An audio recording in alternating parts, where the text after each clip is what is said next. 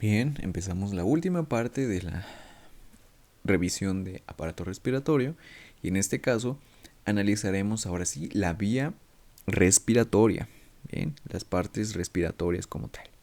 Entonces vamos a abarcar desde la tráquea hasta el alveolo. Si se dan cuenta, hay una ligera segmentación que corresponde a un modelo dicotomizado o pseudodicotomizado donde las vías se van a ir dividiendo de dos en dos por lo general, pero realmente se ha descubierto que esto no es así. Se puede dividir de dos o de tres, incluso hasta de cuatro en una misma zona. Entonces tenemos que la anatomía microscópica de la tráquea ya la analizamos. Teníamos sus partes superiores recubiertas por un epitelio, luego una submucosa, luego el cartílago y posteriormente la adventicia. Toca analizar ahora sí las partes un poco más profundas, ¿sí? Hablaremos de tráquea, después bronquios principales o bronquios, después bronquio lobular, donde ya se incluyen en un lóbulo del pulmón, después de un bronquio segmentario y posteriormente al bronquiolo. Bronquiolos terminales, bronquiolos respiratorios, por último conductos o ductos alveolares y por parte terminal al alveolo propiamente dicho. Bien, anatómicamente se ha mencionado que tienen un calibre para determinar cada uno de ellos, pero en histología estas clasificaciones no tienen ninguna importancia.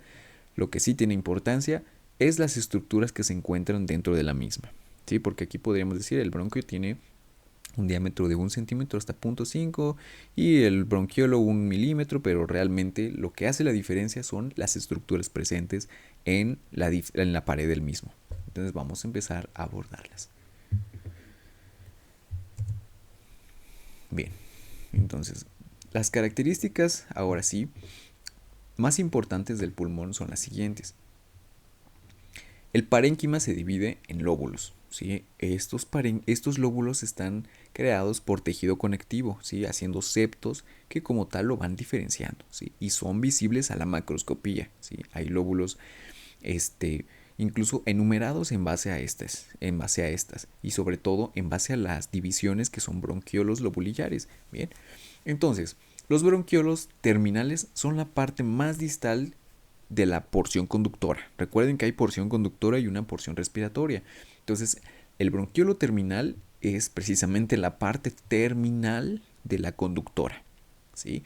Y cuando hablamos de bronquiolo respiratorio, hablamos de una porción que ya realiza el proceso de intercambio gaseoso, por eso se le llama así. ¿Y qué quiere decir esto? Que en el bronquiolo respiratorio, al ser respiratorio, ya hay como tal sacos alveolares, ¿sí? En el bronquiolo terminal no hay sacos alveolares. Y ustedes van a decir, pero ¿cómo sabemos que no hay sacos alveolares? Bien, porque está la estructura bronquiolar, inmediatamente tenemos ahí los saquitos alveolares, inmediatamente incluso conectándose con la luz directa, ¿sí? En los bronquiolos terminales no hay de estas estructuras. Bien, ahora, la diferencia radical entre un bronquio y un bronquiolo es que los bronquiolos no tienen cartílago, ¿sí? Los bronquios están compuestos por cartílago, ¿sí? De hecho son duros, son continuos y se caracterizan porque su pared está constituida por cartílago. En los bronquiolos deja de haber cartílago y cuando deja de haber cartílago ya no tienen el nombre de bronquio, se les llama bronquiolos. Ahora, en contraparte, al disminuir la cantidad de cartílago en estas estructuras bronquiolares, vamos a tener un aumento de músculo liso, ¿sí? Entonces la pared, en lugar de estar constituida por este anillo fibroso de cartílago hialino, vamos a encontrar músculo liso en su lugar. Bien.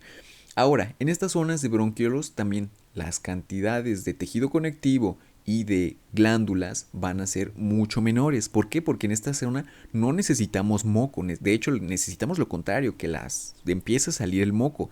En el pulmón propiamente dicho, que no es otra cosa más que los bronquiolos, ¿sí? Y los sacos alveolares, no necesitamos como tal moco, necesitamos que el moco salga, ¿sí? El moco es protección, no respiración, ¿sí? Entonces parte de la conducción.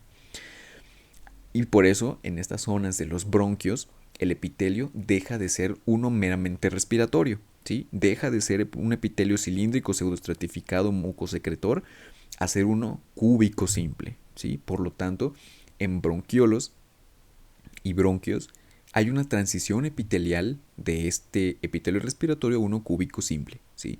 Por supuesto, hay células que secretan moco y de hecho se llaman células de Clara, pero ya no lo hacen en la proporción anterior y por lo mismo las células eh, con cilios son mucho más escasas, ¿sí? Entonces la parte de conducción son las del epitelio respiratorio.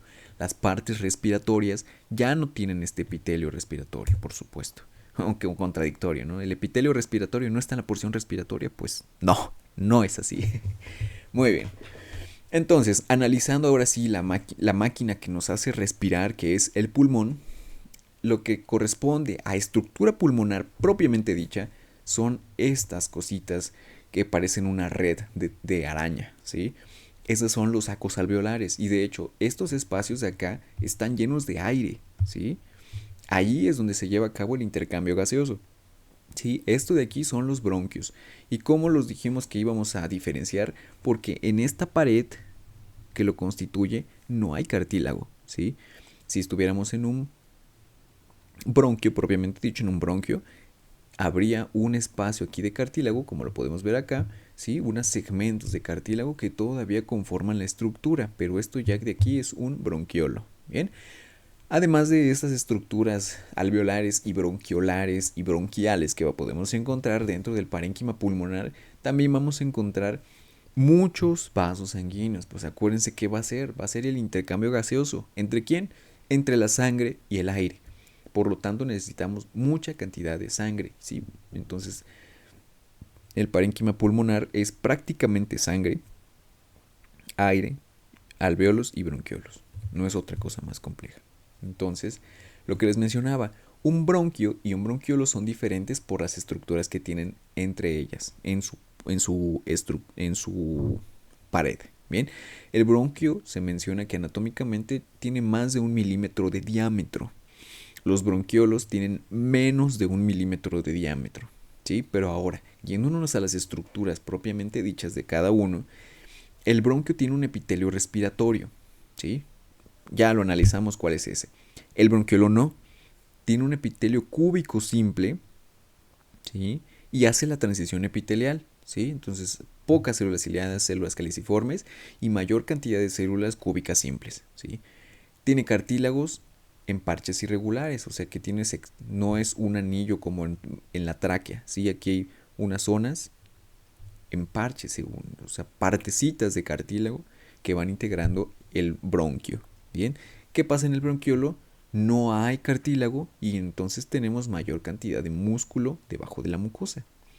Y no tenemos glándulas tampoco, cosa que en el bronquio sí hay. Entonces, desde ahí ya tenemos cómo categorizar cada una de estas estructuras. Bronquio, cartílago y glándulas. Bronquiolo, sin cartílago, sin glándulas. Y por supuesto, son más pequeños los bronquiolos. Muy bien. Entonces vamos a hablar de las poblaciones celulares del epitelio respiratorio. Ya habíamos analizado una imagen anteriormente, pero ahora vamos a puntualizar las que van a estar y las que ya no van a estar. Entonces, células ciliadas y células en cepillo en el pulmón ya no van a estar, pero van a hacer la transición. Células basales se van a conservar. Células caliciformes ya no van a estar. Células serosas tampoco. Células de Clara, aquí sí va a haber, ¿sí?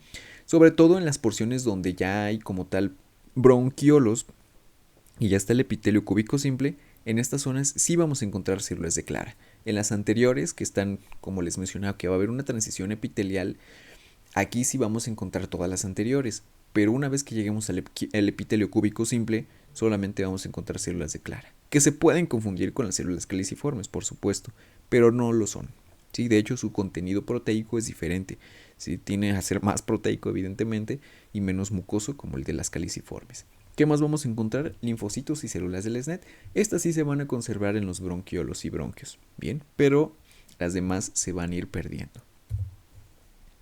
Bien, entonces el epitelio respiratorio que habíamos analizado no lo vimos en microscopía real. Ahora sí, como pueden ver, tiene una lámina basal, una membrana basal. Tiene mucha población celular diferente y de diferentes tamaños, ¿sí? Estas son las células caliciformes y podemos saber la membrana celular muy prominente, limitante, y luego los cilios que están en la parte superior apical. Bien, les mencionaba, difícilmente íbamos a poder diferenciar las demás células, ¿sí? Porque son muy parecidas entre sí y no se alcanzan a notar los diferentes limitantes de cada una. Lo que sí llegábamos a poder inferir son las células del SNET, que en este caso por aquí hay una y por aquí hay otra, y las células basales, que son las más pequeñas y aplanadas de la zona de la misma. Bien, pero para términos sencillos es difícil diferenciar las poblaciones celulares. Ahora, debajo del epitelio respiratorio, como siempre, vamos a tener tejido conectivo laxo, abundantes vasos sanguíneos. Sí, aquí vasos sanguíneos, más vasos sanguíneos, ¿sí? Y también pues vamos a tener todas las células del propio tejido conectivo. Fibroblastos, eosinófilos, macrófagos, linfocitos sobre todo. Bien, y vamos a hablar ahora de la capa propia del pulmón, que no es otra cosa más que los alveolos. Entonces, las células propias del pulmón son los neumocitos, ¿sí? O sea, células que se encargan de hacer el intercambio gaseoso. Y de estas células neumocíticas son tres tipos, ¿sí? No quiere decir que sean neumocitos todos, no. Se les llama neumocitos porque están ubicadas en la zona alveolar y están en contacto con el aire, pero no todos son estrictamente neumocitos, ¿sí? Si hablamos de forma estricta, neumocitos solamente sería el primero, ¿sí? El neumocito tipo 1, porque como tal, ellos son los que realizan el intercambio gaseoso, ¿sí? Y no es que lo hagan de forma activa, es por mera difusión, ¿sí? No hay carga de energía para el intercambio gaseoso, es mera presión, ¿bien? Entonces, estos neumocitos hacen la membrana de respiración, la membrana hematocapilar, esta membrana nos permite realizar esta difusión pasiva, ¿sí? Ocupan el 95% de la superficie del alveolo, por supuesto, sin embargo no son tan numerosas como las de tipo 2, que realizan un revestimiento de más del 60%. Entonces, en cuanto a población celular, son más abundantes las tipo 2 que las tipo 1, sin embargo las tipo 1 son mucho más grandes. Bien, ahora, los neumocitos tipo 2, lo que les mencionaba, ellos sí tienen contacto con el aire, pero su función no es el intercambio gaseoso. Su función corresponde a la secreción, ahora sí, de una especie de moco, pero que en este caso se le llama factor surfactante, ¿sí? ¿Cuál es la diferencia? Que este factor surfactante no abandona el sistema respiratorio, ¿sí? Se queda en el pulmón. ¿Para qué? Para que al momento de que el alveolo se llena de aire y después se vacía de aire, no colapse. Con colapse no quiere decir que estalle, ¿eh? Quiere decir que se quede pegado, ¿sí? Eso quiere decir el colapso, ¿sí? Porque si no existiera este factor surfactante, el alveolo pulmonar se queda cerrado, ¿sí? Las células se pegan unas con otras y ya no se puede abrir. Entonces, ¿qué es lo que hace este factor surfactante? Crea tensión superficial en la superficie redundante, ¿no? Y hace que cuando la estructura se cierre y se vaya a abrir otra vez, no colapse, o sea, lubrica, ¿sí? Entonces así se puede abrir otra vez. ¿Qué es lo que pasa cuando esto pasa? ¿Qué es lo que sucede cuando no está presente el factor surfactante? Pues hay un colapso pulmonar y evidentemente pues la vida se compromete. ¿Qué es lo que pasa con los niños que tienen ausencia de esto? Sobre todo los prematuros o los que tienen contacto con el meconio. ¿Bien? Entonces, estos neumocitos 2 tienen la función de secretar el factor surfactante. Bien, y por último, tenemos a las células de tipo 3, que no es otra cosa más que macrófagos. ¿Sí? Les digo, si somos estrictos, neumocitos solamente, estrictamente hablado, es uno, el que realiza el traspaso de las sustancias gaseosas. Pero los demás son otras estirpes celulares. Bien, entonces los macrófagos son aquí células polvosas, si así las pueden llamar también, o células del polvo, bien, que no hacen otra cosa, como su nombre lo dice, de estar defendiéndonos de la invasión de bacterias, de hongos, de parásitos que pueden llegar hasta el fondo del alveolo. Recuerden que el principal mecanismo de defensa eran las narinas, los pelos, el moco. Pero si todo eso falla y llegan hasta el punto de los sacos alveolares, pues lo que lo destruye o lo que lo contiene es el alveolo es el macrófago, la célula neumocítica tipo 3 o células del polvo. Muy bien. y estructuralmente hablando son de las más fáciles de reconocer y fáciles de identificar los tres tipos de neumocitos. Los tipo 1 son aplanados, de núcleo aplanado, de cromatina densa, un citoplasma muy poco visible, pero sin embargo sí se alcanza a ver como una línea eosinofílica. ¿Como cuál? Como este precisamente, está bien bonito, ¿sí? Fácil de identificar, este de acá, incluso este de acá. Si se dan cuenta, su citoplasma pues es alargado, sí, muy bien. ¿Qué otra cosa tienen en común? Es que todos ellos están casi siempre al lado de un vaso sanguíneo, o sea, de células endoteliales. Bien. Y pues las células endoteliales ya saben sus características. Células aplanadas de cromatina densa que tienen eritrocitos en su interior, como cuál, como estas de acá, como esta de acá, como esta de acá, esta de acá, esta de acá. Y pues por supuesto veremos otra de acá. Entonces los capilares están dispersos en toda la pared del alveolo, ¿sí? Esto de acá es un saco alveolar, esto es otro saco alveolar y esto otro saco alveolar, ¿bien? Ahora, los neumocitos tipo 2 son muy diferentes. ¿Por qué? Porque el núcleo es más grande, es más esférico y su citoplasma también es prominente. A veces se llega a ver ligeramente eosinofílico, aunque la mayor parte de las veces es hipocromático, ¿sí? Azul o si quieren verlo así, gris, ¿bien? Pero no hay pierde, son las células con el núcleo más grande dentro del septo alveolar, ¿sí? Dentro de la pared del alveolo. Entonces, esta celulita de acá, esta celulita de acá, esta de acá, son los neumocitos de tipo 2, ¿sí? Los que secretan el factor surfactante. ¿Bien? Y por último, las células de tipo 3, pues son las que van a estar en la luz del alveolo por el mismo procesamiento de la muestra o muy pegados a la zona. ¿Y cuál es la otra característica?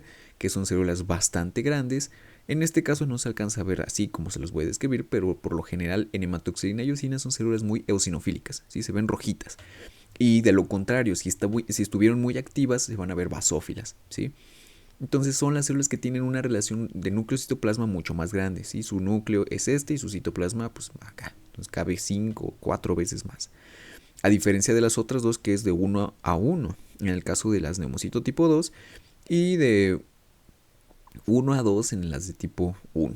¿Sí? Realmente son muy fáciles de reconocer. Aquí tenemos otra imagen. Esta es de tipo 2, tipo 2, tipo 2, tipo 2. Y a ver, veremos si hay alguna otra clásica y otra tipo 2. Bien, ahora tipo 3. Esta que está volando acá, esta de acá, esta de acá. O incluso podríamos decir que esta. ¿Sí? Son las de tipo 3, son las más grandes y volando por ahí. Las de tipo 1, pues las más aplanaditas, otra de acá. ¿Sí? Células de tipo 1, neumocitos tipo 1. Muy bien. Entonces, ¿qué es lo que contiene este factor surfactante que recubre, por supuesto, la superficie de estos alveolos? Bien. Contiene dipalmitoil fosfatidilcolina, que es el principal componente, ¿sí? Si se dan cuenta, todos son componentes lipídicos de la membrana, prácticamente fosfolípidos, y pues estos se secretan en mayor cantidad. Entonces, solamente, por ejemplo, para ver cómo funciona, ustedes pueden hacer burbujas, lo tocan con su dedo, se rompe. ¿Por qué? Porque su dedo no está cubierto por jabón. Entonces, si se cubren su mano con jabón y tocan una burbuja, ya no se rompe. Eso es lo que hace el factor surfactante. Disminuye la tensión superficial, recubre la membrana, recubre el alveolo y cuando se junta ya no estalla. O en este caso ya no se queda pegado. ¿Y por qué se queda pegado? Por la presión negativa que tiene. ¿Sí? Aquí no pueden estallar porque adentro está vacío, ¿no? Si estuvieran fuera de la caja torácica, pues sí explotarían. Ahora, el tejido conectivo que se encuentra en el parénquima pulmonar es pues, considerablemente disminuido, pero no quiere decir que no exista, ¿eh? Hay mucho y es de tipo laxo, ¿sí? Aquí no hay fibroso, hay laxo en el parénquima, ¿sí? Por supuesto, alrededor de todo el pulmón, ¿sí? En la capa más externa del mismo, sí podemos encontrar de tipo denso irregular que conforma como tal parte de la pleura parietal, ¿sí? Pero dentro del parénquima la mayor parte es laxo, con abundantes fibras elásticas, colágeno, fibroblastos y las propias células del tejido conectivo. Bien, por último hablaremos de la pleura y lo que les mencionaba, bien, esto de acá es parénquima pulmonar, esto es un alveolo, otro alveolo, y esta zona de acá, o esta mejor dicho, es la pleura, ¿sí? Esto de aquí es el mesotelio, recuerden que ya lo habíamos mencionado, células planas y de epitelio plano simple, y debajo de él tenemos el submesotelio o pues, la pleura como tal. En este caso sería la pleura visceral, ¿sí? La parietal pues está pegada a la pared torácica. Esta se considera una serosa. La visceral está compuesta por tejido conectivo laxo, capas elásticas y tejido con fibras de colágeno y muchos vasos sanguíneos, como pueden ver acá. Bien, y la parietal está cubierta mayormente por fibras elásticas y tejido conectivo denso y regular. Y también se dice que el epitelio de acá es la que secreta el líquido pleural, ¿sí? También hay un líquido, y la parte parietal es la que la absorbe. Entonces esta la secreta y la otra la absorbe para que haya un continuo recambio de este mismo líquido.